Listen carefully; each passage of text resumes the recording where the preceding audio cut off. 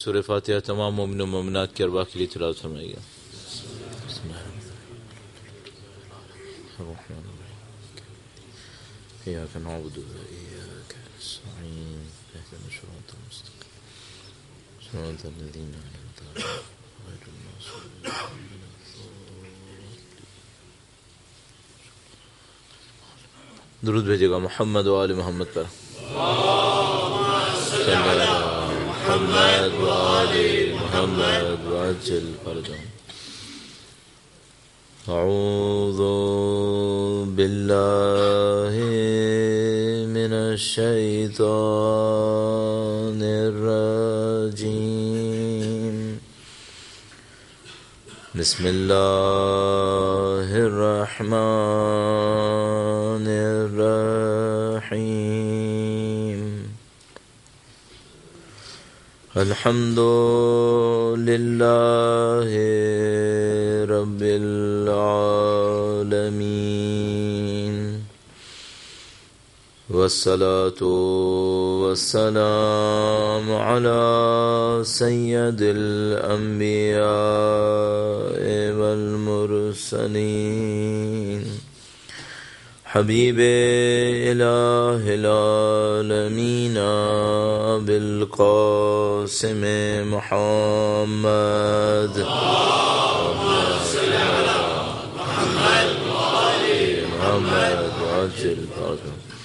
وعلى آلہ الطیبین الطاہرین،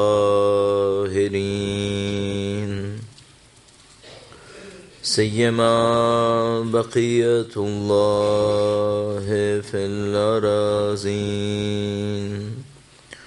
قال اللہ تعالی فی کتابہ الکریم، بسم اللہ الرحمن الرحیم۔ ام حسبت ان اصحاب الكهف والرقیم كانوا من آیاتنا عجبا۔ اہل بیت اطہار علیہ السلام کی عظمت پر درود بھیجیں محمد و آل محمد۔ محمد و آل محمد وعجل فرجهم۔ پروردگار عالم کا انتہائی شکر ہے، اس نے ہمیں ایسے دور میں خلق کیا ہے جو دین اسلام کا دور ہے، ہمیں جاہلیت سے محفوظ رکھ کے خلق کیا ہے، اہل بیت اطہار علیہ السلام کی محبت کے ساتھ خلق کیا ہے، اس دعا کے ساتھ کہ انشاءاللہ خدا ہمیں ان کے ظہور کا دن دیکھنا نصیب فرمائے، ان کے پرچم کو دنیا کے کونے کونے تک پہنچتا دیکھنا نصیب فرمائے، اور انشاءاللہ قیامت کے دن اہل بیت اطہار کی شفاعت اور ان کی ہمراہی نصیب فرمائے۔ تمام دعاؤں کی قبولیت کے لیے درود بھیجیں محمد و آل محمد پر۔ محمد و آل محمد وعجل فرجهم۔ پروردگار عالم نے جہاں اپنے دین کو کامل خلق کیا ہے، کامل بیان کیا ہے، اسی طریقے سے انسان کو بھی بہترین حالت میں خلق کیا ہے۔ فرماتا ہے کہ ہم نے انسان کو احسن تقویم میں خلق کیا ہے۔ احسن تقویم کا مطلب یہ ہے کہ اس سے بہتر انسان بن نہیں سکتا تھا، جو خدا نے بنایا ہے اس سے بہتر نہیں ہو سکتا تھا۔ اس کو سمجھنے کے کئی راستے ہیں کہ کیوں انسان اس سے بہتر نہیں ہو سکتا تھا۔ اس کا ایک طریقہ یہ ہے کہ ہم جسم کے اوپر غور کریں کہ کیا جو جسم خداوند متعال نے دیا ہے اس سے بہتر جسم ہو سکتا تھا؟ تو بعض چیزیں ایسی ہیں کہ جو ہمیں بظاہر لگتی ہیں کہ شاید نہ بھی ہو تو کوئی مسئلہ نہیں تھا، یا ہو جاتا تو بہتر ہو جاتا، لیکن جب غور کرتے ہیں، تفصیل سے اس کے اندر غور کرتے ہیں تو دیکھتے ہیں کہ نہیں، جو خدا نے بنایا یہ بہترین نظام ہے۔ میں کبھی کبھی سوچتا تھا اپنے بچپنے میں کہ اگر انسان کو درد نہ ہوتا تو کیا مسئلہ تھا؟ درد نہ ہوتا تو جان چھوٹ جاتی، چھوٹی موٹی چوٹیں لگتی تھیں بچپنے میں، کبھی گھٹنے میں کبھی ہاتھ میں، تو میں سوچتا تھا درد نہ ہوتا تو چلو کوئی بات نہیں، چوٹ لگ گئی تھی، زندگی تو گزرتی رہتی، ابھی پریشانی لگی رہتی ہے۔ پھر ابھی سمجھ میں آیا کہ نہیں بھائی، درد تو اللہ کی بہت بڑی نعمت ہے، ورنہ ابھی تصور کریں اگر میرے معدے میں کوئی تکلیف ہے اور درد ہوتا ہے تو میں اس درد کو حل کرنے کے لیے ڈاکٹر کے پاس جاتا ہوں، پوچھتا ہوں بھائی میرے پیٹ میں درد کیوں ہو رہا ہے، میرے سر میں درد کیوں ہو رہا ہے؟ اگر یہ درد نہ ہوتا تو پتہ چلتا اچانک انسان گر جاتا، بعد میں پتہ چلتا اندر کچھ ہو رہا تھا، اس کو پتہ ہی نہیں چلا بیچارے کو۔ تو خدا نے ہمیں درد دیا کہ اس درد کے ذریعے سے ہم اپنی مشکل کو سمجھ جائیں اور اس کے ذریعے سے اس کو حل کرنے کی کوشش کریں۔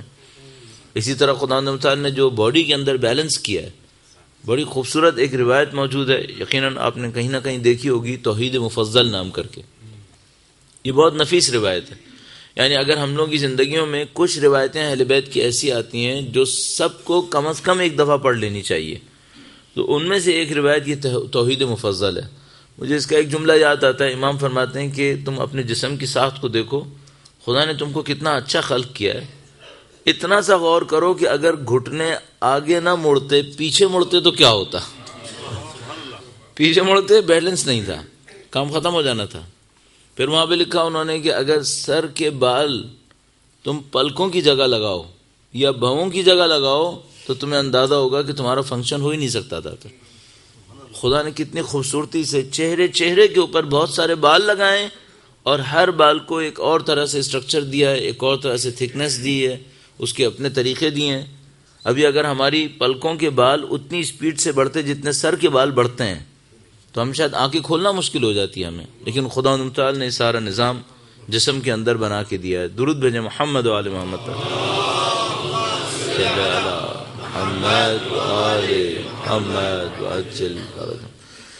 جس طرح اللہ نے انسان کے بدن کے اندر یہ سارا نظام بنایا ہے، اس کو ایک بیلنس کے اندر رکھا ہے، اسی طرح خدا تعالی نے روح کے اندر ایک نظام بنایا ہوا ہے، اور بہت ساری ریکوائرمنٹس ہیں جو اس کی روح کے ذریعے سے پوری ہونی ہے۔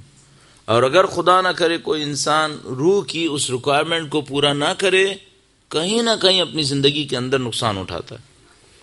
جو رشتے خدا تعالی نے دیے ہیں، اگر کوئی انسان رشتوں سے منہ توڑ لے، اکیلی زندگی گزارے، اس کے اپنے نقصانات ہیں۔ ان احساسات میں سے ایک احساس جو انسان کے لیے بہت ضروری ہے، اس کی روح کے لیے ضروری ہے، وہ خدا سے رابطے کا احساس ہے۔ یہ انسان کی ذات کا حصہ ہے، اور اگر کوئی انسان اس کو حاصل نہ کر سکے، اس کی زندگی میں مشکلات بے انتہا ہیں۔ اب یہ جو خدا سے رابطے کی کیفیت ہے، یہ کیا کیفیت ہے اور اس کو کس طریقے سے حاصل ہونا چاہیے، چند منٹس اس کے اوپر آرائز پیش کریں گے۔ درود بھیجیں محمد و آل محمد۔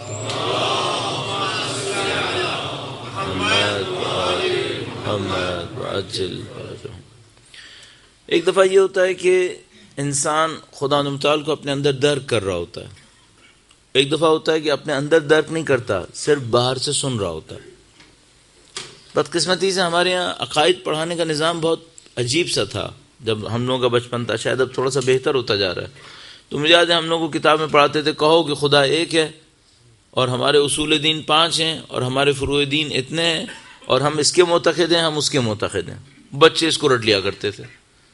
اس کے بعد کوئی آرگومنٹ نہیں تھا، کوئی پروف نہیں تھا کہ بھئی اگر ہم اصول دین 5 ہیں کہہ رہے ہیں تو 5 کیوں کہہ رہے ہیں؟ اگر آپ کہہ رہے ہیں خدا ہے، ثابت کرو خدا ہے۔ اور اگر بچہ اس کو لاجیکلی ثابت نہیں کر سکا ہے تو اس کا مطلب ہے اس سے صرف رٹ لیا ہے، ابھی ثابت نہیں ہوا ہے۔ اسی طرح ہم میں سے بہت سارے لوگوں نے یہ سنا ہے کہ خدا ہے اور اس سے ایک رابطہ ہونا چاہیے، لیکن اس کو اپنے دل کے اندر جا کر احساس نہیں کر پائے۔ جیسے ہی کوئی انسان خدا کے ہونے کو اپنے سمجھنا شروع کرتا ہے، بہت بڑی ایک ضرورت آتی ہے کہ وہ دل کے اندر جا کر اس خدا کے ہونے کو احساس کرے۔ جس انسان کو یہ میسر ہو جاتا ہے، اس کو اہل بیت کی روایات کے مطابق ایک مزہ ملتا ہے، اس مزے پر کسی چیز کو کمپرومائز نہیں کرے گا، یعنی کہے کہ یہ مزہ دے دو، یہ چیز لے لو، کوئی کمپرومائز نہیں کرے گا۔ اب مشکل ہم لوگوں کے ساتھ ایک ہے، بہت سارے لوگوں کو خدا کے ساتھ کانٹیکٹ میں آنے کا مزہ چکھنے کو نہیں ملا ہے۔ اب یہ بڑی عجیب داستان ہے، میں اس کی ایک مثال دیتا ہوں بعض لوگوں کو سمجھانے کی خاطر۔ عجیب سی تھوڑی سی مثال ہے، آپ نے دیکھا میری مثالیں تھوڑی سی عوامی سی ہوتی ہیں، تو میں ایک مثال دیا کرتا تھا۔ درود بھیجیں محمد و آل محمد پر۔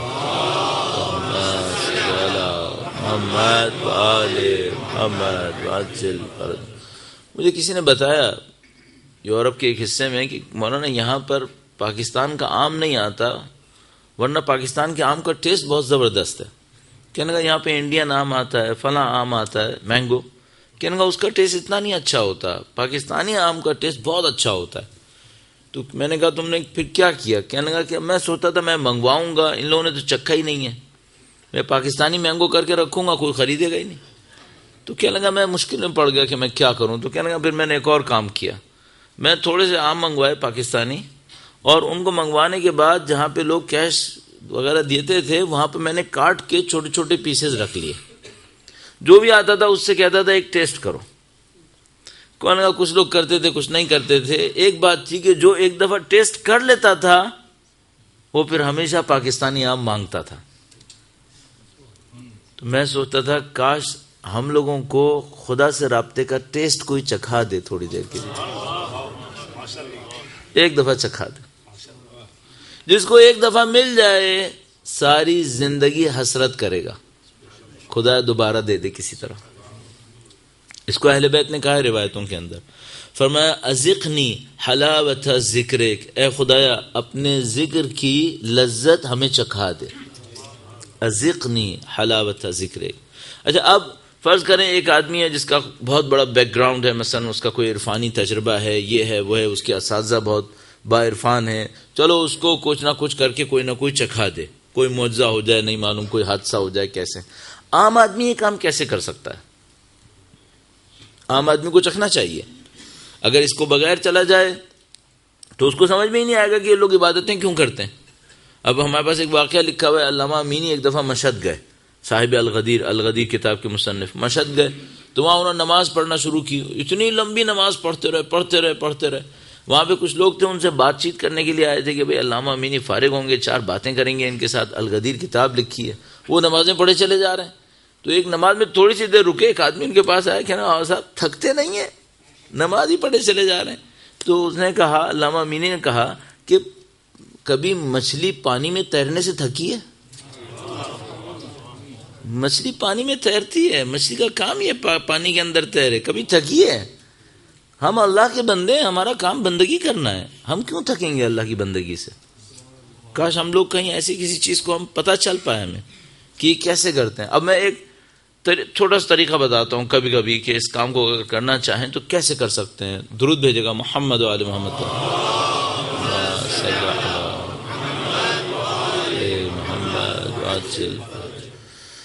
چھوٹا سا ایک طریقہ کیا جا سکتا ہے، اور وہ یہ ہے کہ آپ اپنی زندگی میں جو روزانہ سجدے کرتے ہیں، عبادتیں کرتے ہیں، ایک سجدہ تھوڑا سا لمبا کر لیں۔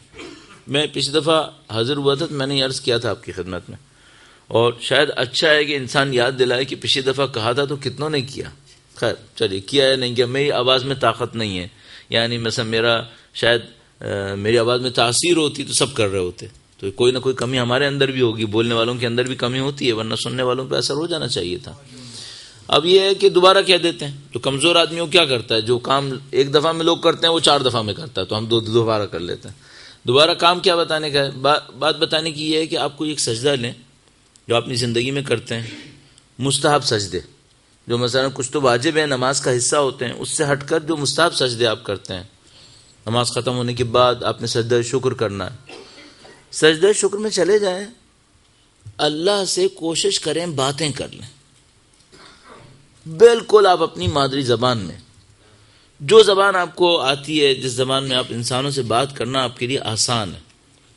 بعض اوقات کیا ہوتا ہے، میں سوچ رہا ہوں سجدے میں جاؤں گا، مثلا بہت بڑا تیر مارا دعائے کمیل پوری سجدے میں پڑھ لیتا ہوں، میں کہہ رہا ہوں وہ تو کر لیں، اگر کر سکتے ہیں تو وہ کر لیں، لیکن اگر نہیں کر سکتے ہیں تو پھر ایک سادہ سا کام کریں، سجدے میں جائیں، اپنی زبان کے اندر جو خدا سے کہہ سکتے تھے وہ کہہ دیں۔ اچھا آپ کہیں گے میں کیا کہوں خدا سے؟ جو دل میں آتی ہے، آپ کو کوئی مشکل ہے، کوئی مصیبت ہے، وہ خدا سے کہہ دیں، کوئی پریشانی لاحق ہوئی بھی ہے وہ بھی آپ خدا سے کہہ سکتے ہیں۔ اور میں کل رات بھی کہیں پہ کہہ رہا تھا کہ کچھ نہیں کر سکتے تو یہی کہہ دو خدا کو کہ خدا میں تیرا کتنا بد نصیب بندہ ہوں کہ مجھے یہ بھی نہیں پتا تجھے کیا کہنا ہے، میں نے اب میں تیرے پاس آیا ہوں۔ تھوڑی دیر یہ کام کریں گے، ایک چیز ہونی چاہیے، کیا ہونا چاہیے؟ آنکھوں سے چند آنسو نکلیں گے۔ اچھا جیسے یہ کام شروع ہوگا، یہ جو آنکھوں میں آنسو آتے ہیں شاید اچھے ہوں، پیور ہوں، بالکل عقیدے میں کوئی خرابی نہ ہو، تو اس بات کی علامت ہوتی ہے کہ آپ کا اوپر سے دروازہ کھل گیا ہے، آپ کا کانٹیکٹ بن گیا ہے. وہ ایرانی بعض مداح پڑھنے والے کہتے ہیں تمہارے تار جڑ گئے ہیں، اب بات کر لو. جیسی آنکھوں میں آنسو آئے اس کا مطلب یہ ہے کہ اب کچھ کانٹیکٹ بن رہا ہے. آپ سجدے میں جائیں، ہر روز یہی کام کریں، ہر روز اس کی کوشش کریں. انشاءاللہ خدا متعال وسیلے فراہم کرتا ہے، نہیں معلوم کون سی چیز سے وسیلہ فراہم ہو جائے.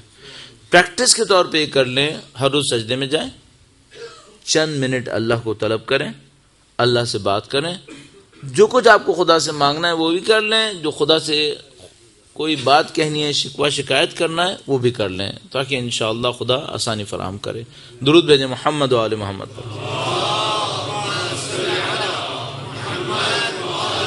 محمد وعجل فرجهم. آج جو ہم نے موضوع انتخاب کیا تھا وہ وقت کے امام کی مناسبت سے تھا.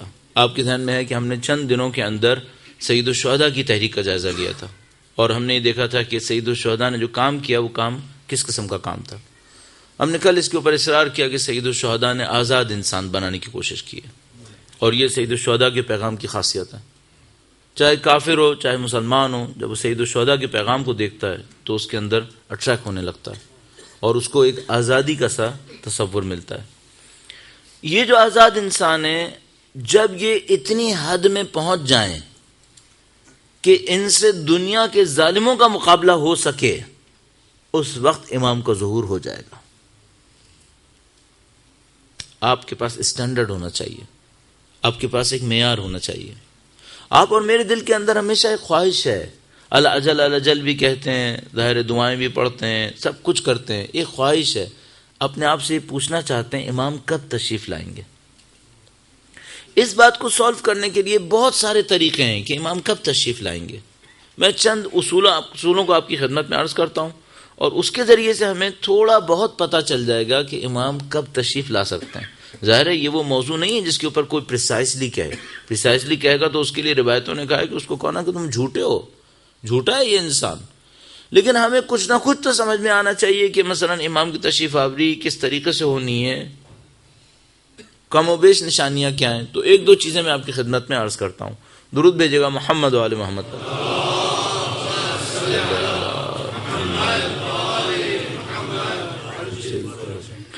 ایک بات ہمیں پتہ ہے کہ خداوند متعال نے جو تبدیلی چاہی ہے وہ تبدیلی خداوند متعال صرف معجزوں کے ذریعے رونما نہیں کرنا چاہتا. ایک کانسیپٹ ہے، امام تشریف لائیں گے، معجزے ہونا شروع ہو جائیں گے، معجزے ہوتے رہیں گے. بہت معذرت کے ساتھ میں اسٹینمور کے ہال سے نہیں نکلوں گا دنیا فتح ہو جائے گی، یہ نہیں ہوگا. آپ کو مجھے ہلنا پڑے گا. اگر خدا نے معجزوں سے ہی سب کچھ کرنا ہوتا تو پھر ایک بہت سادہ سا کوشچن ہے، پھر غیبت کی کیا ضرورت تھی؟ بھائی 1200 سال پہلے معجزوں سے کر لیتا. پھر ایک اور مسئلہ بھی ہے، پھر اصلا 12 ائمہ کی کیا ضرورت تھی؟ اللہ کے رسول کے دور میں ہی معجزے ہوتے رہتے، دنیا فتح ہو جاتی، معاملہ ختم ہو جاتا. اس کا مطلب ہے یہ معجزوں سے نہیں ہونا ہے. معجزے سپورٹ کریں گے امام کی شناخت کے لیے کہ ہم امام کو پہچانیں گے کیسے. باقی جو کچھ ہونا ہے وہ کس نے کرنا ہے؟ ہم نے کرنا ہے. البتہ ایک کوشچن ہے ساتھ میں، وہ یہ کہ میں وہ ہوں جس کی نسلیں امام کو یاد کر رہی ہیں. اگر خدا نہ کرے نعوذ باللہ میں نے ذمہ داری کو پورا نہیں کیا تو کیا خدا قیامت تک میرا انتظار کرے گا؟ نہیں، یہ نہیں ہوگا. ہمارے پاس ایک آیہ کریمہ بہت واضح ہے. آیہ کریمہ میں خدا نے فرمایا کہ ان تتولوا یستبدل قوما غیرکم ثم لا یکونوا امثالکم. اگر تم پلٹ جاؤ گے تو خدا تمہاری جگہ ایک اور قوم کو لے کر آئے گا، پھر وہ تمہاری طرح نہیں ہوں گے. اس کا مطلب کیا ہے؟ تم ڈیوٹی کو پورا کر لو. اگر تم ڈیوٹی کو پورا کرتے ہو فضیلت تمہیں مل جائے گی، تمہیں اللہ کی طرف سے انعام ملے گا، امام کی فتح میں تم شریک ہو جاؤ گے. لیکن خدا نہ کرے نعوذ باللہ اگر تم نے ڈیوٹی پوری نہیں کی، کیا خدا قیامت تک میرا انتظار کرے گا؟ نہیں. چاہے گورے ہوں چاہے کالے ہوں، زرد ہوں یا کسی اور رنگ کے ہوں، خدا کسی سے بھی یہ کام کروا لے گا. جس کے اندر یہ صلاحیت آ گئی خدا اس سے وہ کام کروائے گا. پھر خدا یہ نہیں کہے گا کہ فلاں ابن فلاں جو 1400 سال سے کہہ رہا تھا میں مدد کروں گا وہ ابھی تیار نہیں ہوا ہے لہذا میں یہ کام نہیں کروا رہا. قطعاً نہیں ہوگا. اچھا اب صرف ایک بات دیکھنی پڑے گی, امام تو تشریف لائیں گے, دنیا تو بدل جائے گی انشاءاللہ, قطعی وعدہ ہے اللہ کا. صرف ایک کوشچن ہے, میں اس میں کہاں ہوں گا؟ بس یہ لوگ جو مجھ سے آگے سوال کرتے ہیں بعض اوقات, ہم جیسوں سے پوچھتے ہیں کہ مولانا مثلا کوئی کیسے پتہ چلتا ہے امام کب آئیں گے؟ تو میں اس سے کہتا ہوں یہ مت سوچو امام کب آئیں گے, یہ سوچو میں کب انسان بنوں گا. کیونکہ بھائی فرض کر لو آج رات امام آ گئے اور میں انسان نہیں تھا, خدا نہ کرے, مجھے کیا ملا؟ کچھ بھی نہیں. اور اگر میں انسان بن گیا اور میں مر گیا اور امام نہیں آئے, میں انعام میں شریک رہوں گا, میں انعام میں شریک ہوں. بس کوشچن یہ نہیں ہے کہ امام کب آئیں گے, کوشچن یہ ہے کہ میں کب صحیح ہو جاؤں گا. اچھا جو میں صحیح ہو جاؤں گا اس کے لیے مجھے کیا کرنا ہے, اس کو میں پریسائسلی دیکھ لیتا ہوں. چند اعمال ہیں آپ کے سامنے عرض کرتا ہوں, سوچیں مثلا یہ کروں یہ کروں یہ کروں, یہ مین ہے یا کچھ اور ہے جس کو ہم ابھی بیان کرنے کی کوشش کریں گے. درود بھیجیے گا محمد و آل محمد پر.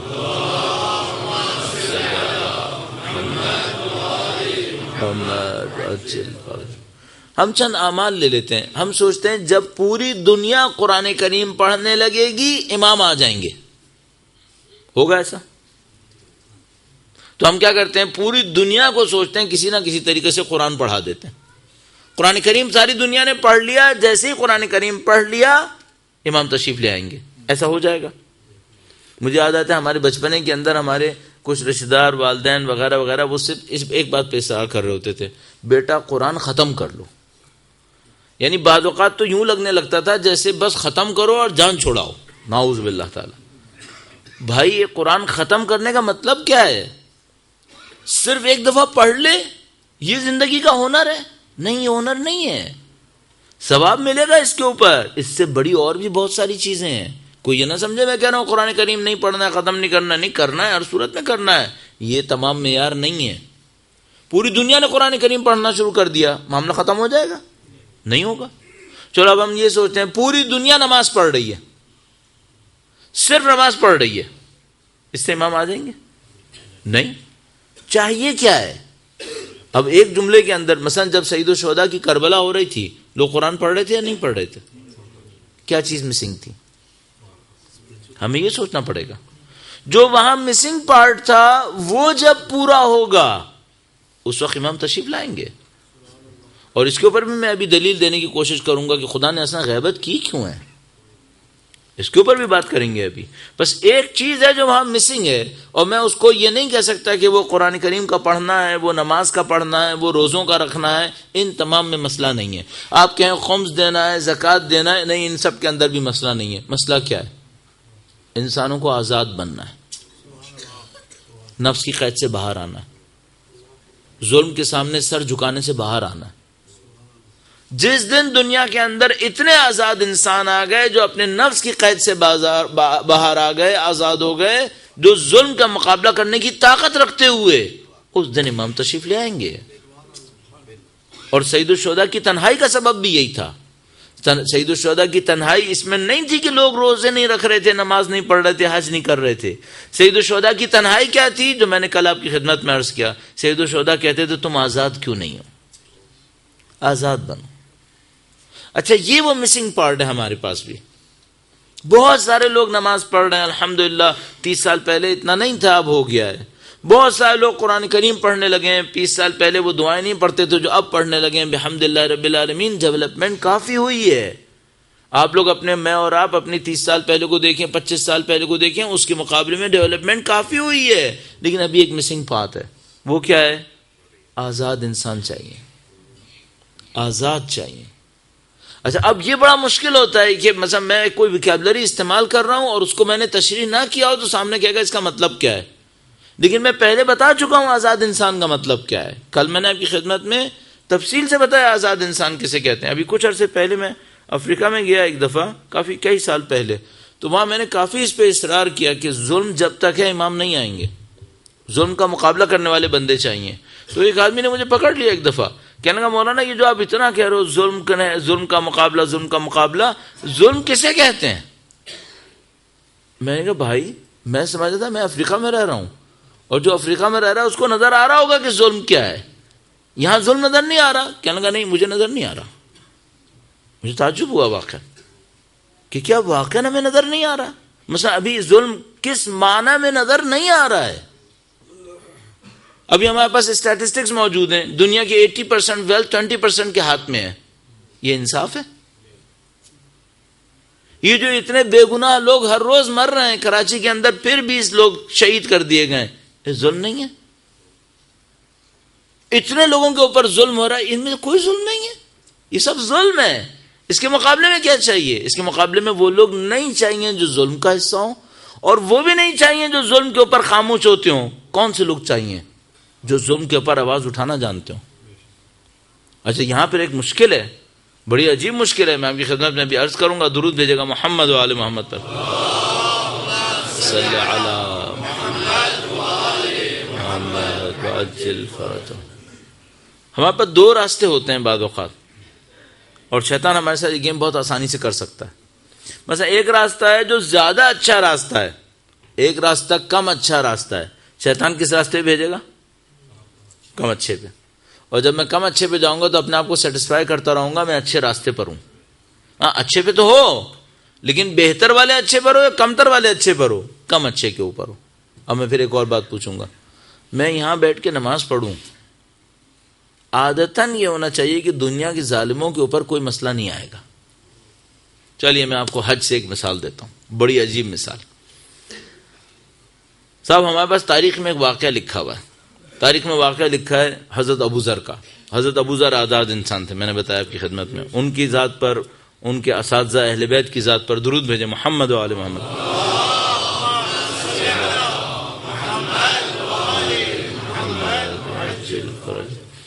حضرت ابو ذر بہادر آدمی, آزاد انسان, جس کو کسی چیز کی کوئی پرواہ نہیں ہے حق کے مقابلے میں. اللہ کے رسول کے پاس آئے, مکہ کا زمانہ تھا, سخت کفار مکہ مشکل کر رہے تھے. اللہ کے رسول کے پاس آئے, کہنے کہ اللہ کے رسول, اگر میں اونچی آواز میں اذان دوں یہ دین کے لیے اچھا ہے؟ اللہ کے رسول نے کہا ہاں اچھا ہے. لوگوں نے کہا ابو ذر اچھا ہے دین کے لیے, تم بچو گے نہیں, یہ کفار مکہ ہیں, اسٹریٹ فارورڈ مار دیں گے. کفار مکہ کے عجیب اسٹینڈرڈز تھے. اگر آپ بڑے قبیلے کے ہوئے اور آپ نے آواز اٹھائی آپ کی اتنی مخالفت نہیں ہوگی, اور اگر آپ انون قبیلے کے ہوئے اور آپ نے آواز اٹھائی آپ گئے. دین پہ نہیں چلتے تھے, کس پہ چلتے تھے؟ قبیلے پہ چلتے تھے. ہمارے ابھی سندھ میں ایسا ہوا ایک دفعہ, سندھ میں ایک دفعہ جا رہا تھا, سندھ اور بلوچستان جہاں دونوں صوبے مل رہے ہوتے ہیں, وہ بیلٹ بڑی عجیب سی ایک بیلٹ ہے, علاقہ. وہ اس علاقے کے اندر میں ٹریولنگ کر رہا تھا, جیکا آباد نامی شہر تھا. تو ہم لوگوں کو کہیں ریموٹ ایریاز کے اندر جانا تھا, تو کسی نے کہا مولانا خطرناک علاقہ ہے, اس علاقے میں جانے سے پہلے سوچ لینا جانا ہے نہیں جانا ہے. میں نے کہا اچھا فرض کرو ابھی جانا ہے تو حل کیا ہے؟ کہنے کا پھر ایک اور کام کرنا پڑے گا. میں نے کہا کیا؟ کہنے کا کسی بڑے قبیلے کا بندہ ساتھ لے جانا پڑے گا. میں نے کہا اس سے کیا ہوگا؟ کہنے کا اگر آپ اکیلے گئے, آپ یہاں پہ اجنبی ہو, آپ کو فارغ کر دیں گے. کوئی بڑے قبیلے کا بندہ گیا, اس بڑے قبیلے کی وجہ سے کوئی کسی کو ہاتھ نہیں لگائے گا. تو میں اپنے ذہن میں سوچا تھا بالکل مکے والوں کی طرح ہو تم بھی, قبیلے کے اوپر چلتے ہو, دین کے اوپر نہیں چلتے. تو وہ لوگوں نے کہا کہ ابو ذر تم اکیلے آدمی ہو, تمہارا قبیلہ یہاں سے بہت دور رہتا ہے, انون ہو, بہت پٹو گے, مارے جاؤ گے, یہ کفار مکہ تمہیں ختم کر دیں گے. ابو ذر نے اللہ کے رسول سے کہا اے اللہ کے رسول, اونچی آواز میں اذان دوں دین کے لیے اچھا ہے؟ اللہ کے رسول نے کہا ابو ذر اچھا ہے. ابو ذر گئے, اونچی آواز میں اذان دے دی. اب جیسے ہی انہوں نے شروع کیا اللہ اکبر, سارے مکہ کے بڑے بڑے کیا بولوں ممبر بیٹھ کے اچھا نہیں لگتا, وہ سارے جمع ہو گئے. وہ جمع ہو گئے, حضرت ابو ذر کو مارنا شروع کر دیا. اب مسلمانوں کو بھی غیرت آئی کہ چلو بھائی اب تو اس نے کر ہی دیا, اب ہم اس کو بچاتے ہیں کسی طریقے سے. بڑی مشکل سے اندر کودے, پٹتے پٹاتے ابو ذر کو نکالا, کسی طریقے سے وہاں سے نکال کے لایا, ان کو بھیجا کہیں چھپایا کہ بھائی خدا کا واسطہ تم پٹ جاتے مر جاتے. ابھی ابو ذر نے کہا میں نے اذان تو دے دی, اذان دینا اچھا میں نے دے دی, صحیح ہے. اس وقت کے کفار کو ابو ذر کی ایک اذان برداشت. ہمارے زمانے کے کفار ہمیں سیٹلائٹ دیتے ہیں, کہتے ہیں پورا حج دکھاؤ. ہمارا پورا حج کفار کے سیٹلائٹ پہ جاتا ہے. کہاں کہاں جاتا ہے؟ پوری دنیا میں. اب بتانا صرف ایک بات, یہ کفار ہمارے دور کے بے وقوف ہیں یا ہم میں کوئی ابو ذر نہیں ہے؟ کفار بے وقوف نہیں ہوئے ہیں، ہم میں ابو ذر نہیں ہے. مشکل ہماری یہ ہے، یہ وہ کمی ہے ہماری. ابھی ان کو بھی پتا ہے تم مکہ میں ٹھیک ہے گھومتے رہو، ہم دکھائیں گے، پوری دنیا کو دکھائیں گے تم خانہ کعبہ کے گرد طواف کر رہے ہو، اذانیں دکھاتے ہیں، نمازیں دکھاتے ہیں، سب کچھ دکھاتے ہیں.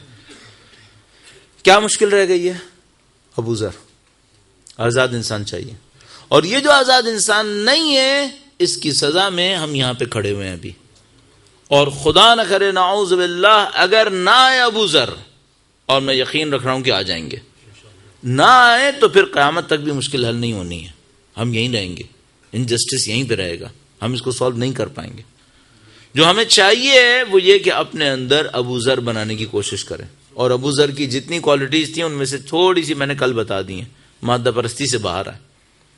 مادہ پرستی انسان کی آزادی کے لیے زہر قاتل ہے، اس سے کسی طرح باہر آنا پڑے گا.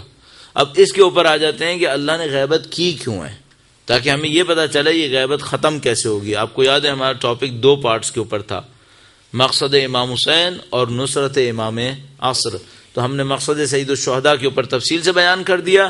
اب نصرت امام عصر کے لیے کچھ ہمیں جملات عرض کرنے ہیں. دونوں ائمہ کی ذات پر درود بھیجیں. محمد و آل محمد، محمد و آل محمد وعجل فرجهم. اب اس موضوع پہ بات کرنی ہے. اصل غیبت ہوئی کیوں ہے؟ ہمیں ایک کام بہت ہوشیاری سے کرنا پڑے گا. اپنے تمام کاموں کے پیچھے لاجیکل ریزننگ بہت ساؤنڈ کرنی پڑے گی. کیوں؟ یہ دنیا لاجک کی دنیا ہے. یہاں ہر سوال کرنے والا آپ سے لاجک کے اوپر سوال کرے گا. مثلا اگر آپ کہہ رہے ہو نا میں ہاتھ سے ماتم کروں گا، ابھی تو آپ اندر کر رہے ہیں، کوئی آپ سے سوال نہیں کرے گا. آپ روڈ پہ کریں گے، کوئی بھی چلتا ہوا آپ سے پوچھ لے گا یہ کیوں کر رہے ہو. آپ اس کو جواب میں کہہ سکتے ہیں میرے بابا نے کیا تھا اس لیے میں کر رہا ہوں. نہیں، وہ فوراً آپ کو جواب میں کہے گا تمہارا بابا غلط بھی تو کر سکتا تھا، تم کیوں کر رہے ہو. آپ کے پاس لاجیکل ریزننگ ہونی چاہیے. آپ لاجک سے ثابت کرو آپ کیوں کر رہے ہو. آپ کہہ رہے ہو مجھے زمین کے اوپر چلنا ہے جلوس کی صورت میں، سامنے والا آپ کے پاس آئے گا کہے گا بھائی تم کو کیوں چلنا ہے. آپ کے پاس لاجک ہے، لاجک بیان کرو. آپ یہ نہیں کہہ سکتے میرے بابا فلاں علاقے کے اندر جاتے تھے، میں وہاں نہیں ہوں، میں لندن میں، اس لیے میں لندن میں جاؤں گا. آپ کو لاجک دینی پڑے گی فوراً. آپ نے لاجک رکھیں. اور یہ میں عرض کروں گا عزاداری کے تمام پہلوؤں میں، عزاداری کے تمام کاموں میں جو ہم کو سمجھ میں آتا ہے سب میں پیور 100% لاجک ہے. آپ کو ڈسکور کرنا ہے لاجک کیا ہے. اس لاجک کو سمجھیں، اپنے بچوں کی طرف لے کر جائیں، چونکہ ان کو سامنا کرنا پڑے گا ان تمام باتوں کا. آپ رونا چاہتے ہیں، وہ کہے گا تم رو کیوں رہے ہو، اصلا وہ ایکیوز بھی کر لے گا. ایکوزیشنز آپ کو پتہ ہے جو آج کل ہوئی ہوئی ہیں. میں ایک جگہ کے اوپر ایک ٹی وی ڈاکومنٹری دیکھ رہا تھا تو اس کے اندر لکھا ہوا تھا جناب اس نے کس طرح سے بنایا تھا، کہنے لگا کہ یہ جو رو رہے ہیں یہ وہ لوگ رو رہے ہیں نعوذ باللہ تعالی جو پہلے سید الشہداء کے خلاف شریک تھے، اب شرمندگی میں رو رہے ہیں. بتاؤ کہاں کا معاملہ کہاں لے گیا. اچھا یہ ہمارے بچوں کو یہ نہیں سنائیں گے کیا؟ ان کو بھی سنائیں گے. اچھا اگر ہمارے بچے کے پاس ریزننگ نہیں ہوئی بیچارہ پھنس جائے گا، کیا جواب دیں ان کو.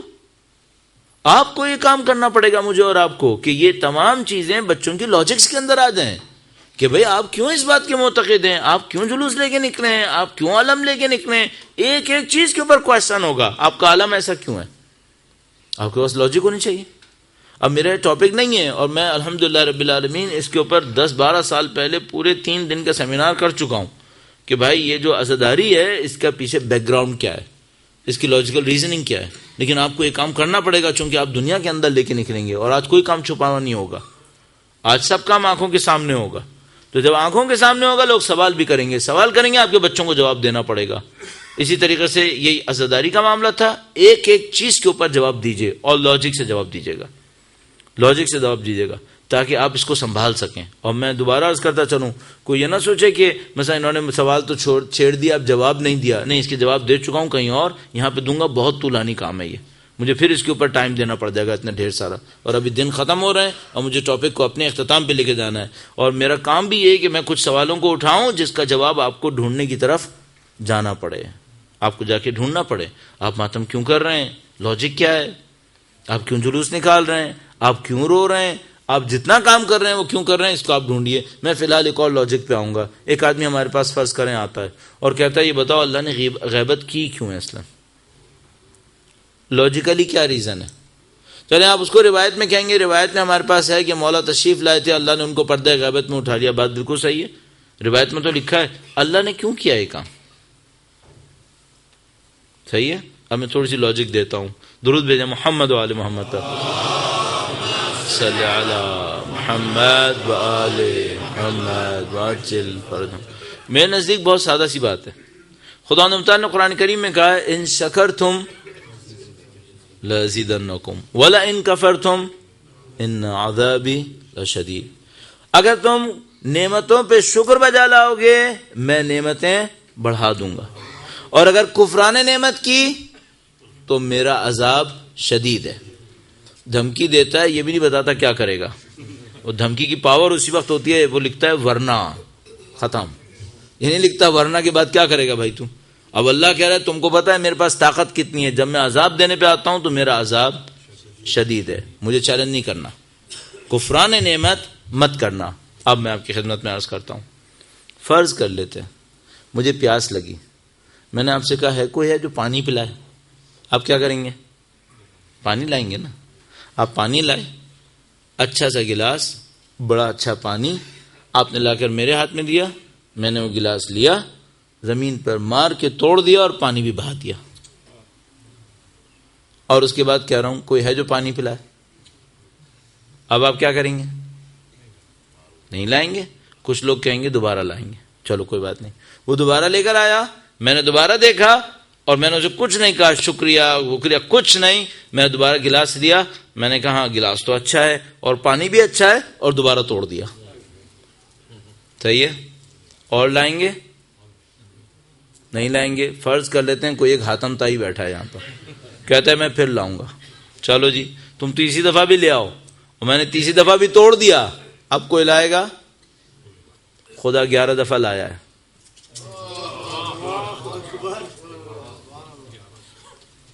11 مرتبہ خدا لایا ہے. ہر دفعہ انسانیت نے گلاس توڑا ہے، ہر دفعہ شہید کیا ہے. اور کس طرح شہید کیا ہے. اب اس کا مقدر نہیں ہے کہ غیبت ہو. میں 2 دفعہ پانی مانگوں اور گلاس توڑ دوں، آپ تیسری دفعہ پانی نہیں دو گے مجھے، پھر میں کتنا ہی چلاؤں میں پیاسا ہوں پیاسا ہوں، آپ 1 دفعہ اور دے دو گے مجھے، میں تیسری دفعہ توڑ دیتا ہوں. میں نے 11 گلاس توڑ دیے ہیں. اب آپ کو یقین ہے کہ میں پیاسا ہوں؟ آپ کہیں گے بھائی تو پانی کا اگر پیاسا ہوتا تو میں نے تجھے 11 دفعہ گلاس دے دیا ہے. اب میں کب پانی ملے گا مجھے؟ اب اس وقت ملے گا جب پانی لانے والے کو 100% یقین ہو کہ اب یہ گلاس نہیں توڑے گا. اچھا اس کے لیے مجھے کیا کرنا پڑے گا؟ کہے گا اب اگر میں پھر چلاؤں نا پانی دے دو پانی دے دو، تو کہے گا بیٹا 3 دفعہ میں تجھ کو دے چکا ہوں اور تو اتنی دفعہ چلایا تھا اور پھر بھی تو نے توڑا تھا. اب نہیں دوں گا. اب کب دوں گا؟ جب تیرا چلانا تیرے جگر سے نکل رہا ہوگا کہ خدا میرا جگر جل گیا ہے، اب پانی دے دے مجھے. اب جب تک انسانیت اپنے جگر سے نہیں پکارے گی، تو زبان سے نہیں چاہیے اللہ جل اللہ جل، اب جگر سے چاہیے. اتنے لوگ پکاریں کہ اب اگر کوئی گلاس توڑے تو سارے لوگ اس کا ہاتھ پکڑ لیں، اب نہیں توڑنے دیں گے. اتنے لوگ چاہیے. خدا کی آخری حجت ہے، خدا کا آخری ذخیرہ ہے. خدا متعال کوئی چانس نہیں لے گا کہ اب پھر ناکامی ہو، نہیں، اب چانس نہیں لے گا. اب اس کو اپنے وعدے پورے کرنے. کون سے وعدہ پورا کرنا ہے؟ اس نے فرمایا تھا وہ نرید ان نمنا علی الذین استضعفوا فی الارض ونجعلہم ائمہ ونجعلہم الوارثین. وہ قرآن کریم میں وعدے کیے بیٹھا ہے، اس کو یہ وعدے انہی معصومین سے پورے کروانے ہیں. اور 11 کو دنیا شہید کر چکی ہے. اب خدا متعال انتظار کرے گا. اچھا ہم کہیں گے خدا تو کتنا انتظار کرے گا؟ خدا متعال کہے گا مجھے معلوم ہے ان بندوں میں آزاد انسان آنے ہیں. خالق خدا ہے، اس کو پتا ہے یہ مشین کیسے چلنی ہے، اس کو پتا ہے اس کارخانے میں کتنے پرزے ہیں، کس پرزے نے کب کون سا کام کرنا ہے، کس نے کام نہیں کرنا ہے، وہ انتظار کرے گا ہم سے کہ ہمیں کیا ذمہ داری دی ہے کہ تم صحیح ہو جاؤ. اچھا اب ایک سوال ہے، خدا میں صحیح ہو گیا اور دنیا صحیح نہیں ہوئی تو کیا ہوگا؟ تو خدا کہتا ہے اگر تو صحیح ہو گیا نا اور دنیا صحیح نہیں ہوئی تو میں تیرے لیے امام کو قریب کر دوں گا، تیرے لیے قریب کر دوں گا. اس کے اوپر میں کل تفصیل سے بات کروں گا اصلا امام غائب ہیں یا نہیں ہیں، اس کے اوپر کل بات کریں گے. اصلا امام غائب ہیں یا نہیں ہیں یا کچھ اور ہوا ہے، اس کے اوپر کل بات کریں گے. لیکن ایک بات کنفرم ہے، اگر کوئی شخص کیا خدا میں تیار ہوں اور واقعاً تیار ہوا، واقعاً بھی تیار ہوا، اس کی غیبت نہیں ہوگی، پھر اس کے لیے غیبت نہیں ہے. پھر اس کو بالکل یوں ہی لگے گا جیسے زمانہ حضور کا زمانہ ہے اور ظہور کا زمانہ.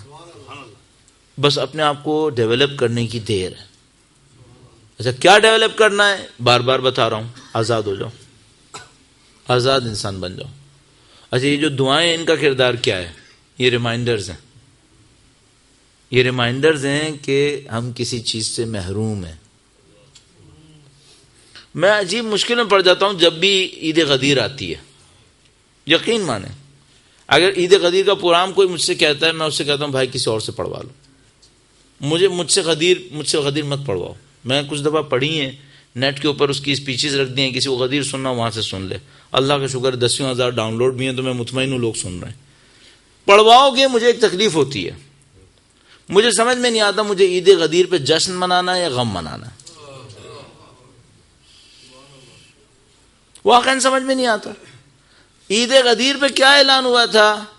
من کنت مولا فہذا علی مولا، حق ولایت امیر المومنین اعلان ہوا تھا، پورا ہو گیا. جشن مناؤں اس بات کا کہ اعلان ہوا تھا، غم مناؤں اس بات کا کہ پورا نہیں ہوا ہے. 1400 سال ہو گئے. جشن مناتا ہوں اس بات کا کہ اللہ نے امیر المومنین کی ولایت کو دنیا کے سامنے اتنے اچھی طرح ظاہر کروا دیا. پھر دل میں غم مناتا ہوں کہ اس ولایت کی پہلی شہیدہ بی بی سیدہ ہیں، وہ پہلی شہیدہ ہیں، انہوں نے جان قربان کی. اب سمجھ میں نہیں آتا اس حق کے اوپر عید مناؤں یا اس حق کے اوپر غم مناؤں. عید مناؤں کہ یہ کروں اور غم مناؤں تو پھر دیکھتا ہوں قربانیاں بہت زیادہ ہیں. اور یہ کتنا عجیب حق ہے جس کی پہلی شہادت اتنی بڑی شہادت ہے. بی بی کے نام میں ایک عجیب برکت ہے. مجھے بہت سال ہو گئے مجلس پڑھتے ہوئے، بہت سال ہوتے جا رہے ہیں اور دنیا کی مختلف جگہوں پہ مجلسیں پڑھتا ہوں. میں نے ایک عجیب بات نوٹ کی ہے، باقی معصومین کے فضائل بیان کرو تو لوگ خوش ہوتے ہیں، بی بی کے فضائل بھی بیان کرو تو لوگ روتے ہیں. پتہ نہیں بی بی کے نام میں کیا غم ہے. میں کبھی کبھی مثلا فضائل بیان کرتا ہوں کہ بی بی کی ذات وہ ذات ہے، جب تشریف لاتی تھی تو اللہ کے رسول کھڑے ہو جایا کرتے تھے، ہاتھوں کو چومتے تھے، پیشانی کا بوسہ لیتے تھے. اللہ کے رسول بی بی کو ایسے دیکھتے تھے. مثلا فضائل بیان کرتا ہوں، بی بی کا در وہ در ہے جس سے کوئی کبھی خالی ہاتھ نہیں جاتا تھا. بی بی سب کو نواز دیا کرتی تھی. نہیں معلوم اس میں کیا پریشانی ہو جاتی ہے، لوگوں کو بی بی کے غم یاد آ جاتے ہیں، لوگوں کے اوپر گریہ آ جاتا ہے. میں ایک بات سوچتا ہوں، اللہ کے رسول نے ایک جملہ کہا تھا، اللہ کے رسول نے ایک جملہ کہا تھا، فرمایا جو مصائب میرے اوپر ٹوٹے ہیں کسی نبی پر نہیں ٹوٹے. اللہ کے رسول نے جملہ کہا جو مصائب میرے اوپر ٹوٹے وہ کسی نبی کے اوپر نہیں ٹوٹے. اب میں ایک بات پوچھتا تھا، اے اللہ کے رسول آپ کے اوپر کون کون سے مصائب ٹوٹے؟ تو میرا خیال میں میرا رسول یہی کہے گا تم یہ بتاؤ کس نبی کی بیٹی در و دیوار میں پسی ہے. نبی یہی کہیں گے کہ تم کو کوئی نبی پتا ہے جس کی بیٹی در و دیوار میں پسی ہے؟ میری بیٹی در و دیوار میں پسی ہے. پھر نبی مجھ سے کہیں گے کوئی نبی پتا ہے جس کی 11 نسلیں قربان ہوتی رہی ہیں؟ میری 11 نسلیں قربان ہوئی ہیں. ان سب نے مصیبتیں اٹھائی ہیں، ان سب نے مسائل جھیلے ہیں۔ مثلا اگر کوئی صرف جنازوں کو دیکھنا شروع کر دے، بی بی کا جنازہ وہ جنازہ جو رات کی تاریکی میں اٹھا ہے، امام حسن مصطفیٰ کا وہ جنازہ جس کے اوپر تیروں کی بارش ہو رہی ہے، ایک موقع آتا ہے بی بی زینب کبریٰ اس جنازے میں لاشے میں سے تیریں نکالتی ہے، اور امام سید الشہداء کا جنازہ وہ جنازہ ہے جس کا بیٹا دیکھ دبا گیا ہے کہ میرے باپ کا لاشا بے گوروں کا بن پڑا ہے۔ ایک روایت کے اندر عجیب جملہ لکھا ہے مولا چوتھے امام اپنے معجزے سے تشریف لائے اپنے والد کے جنازے کو دفنانے کے لیے، جب قبر تیار کر لی تو قبر کے اوپر ایک جملہ لکھا، فرمایا ھذا قبر حسین ابن علی الذی قتل عطشانا، یہ حسین ابن علی کی قبر ہے جس کو پیاسا مارا ہے۔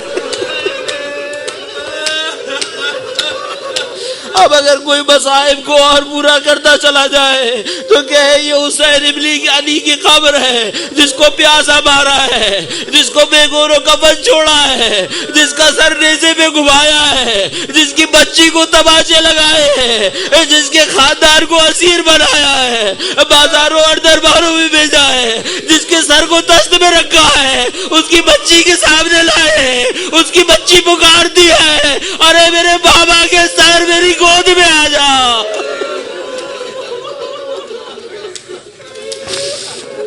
سَيَعْلَمُ الَّذِينَ ظَلَمُوا أَيَّ مُنقَلِبٍ يَنقَلِبُونَ۔ پروردگار جنہوں نے اہل بیت پہ ظلم کیا انہیں بدترین عذاب میں مبتلا فرما، جو اس دور میں ان کی حمایت کرتے ہیں اگر قابل اصلاح نہ ہو تو باصل جہنم فرما۔ اے پاک پروردگار جو اس دور میں اہل بیت کے چاہنے والوں پر ان کی مظلومیت کو جانتے بوجھتے ہم ظلم کر رہے ہیں، پاک پروردگار ان تمام کو بدترین عذاب میں مبتلا فرما۔ اے پاک پروردگار تجھے واسطہ محمد و آل محمد کا سید و سردار مولا اور آقا امام آخر الزماں کے ظہور میں تعجیل فرما، ہمیں ہماری اولادوں کو ان کے جانثاروں میں قرار فرما، ہماری زندگیوں کا اختتام دین کی راہ میں شہادت قرار فرما۔ ربنا تقبل منا انك انت السميع العليم بجاہ محمد و آلہ الطاہرین ماتم حسین۔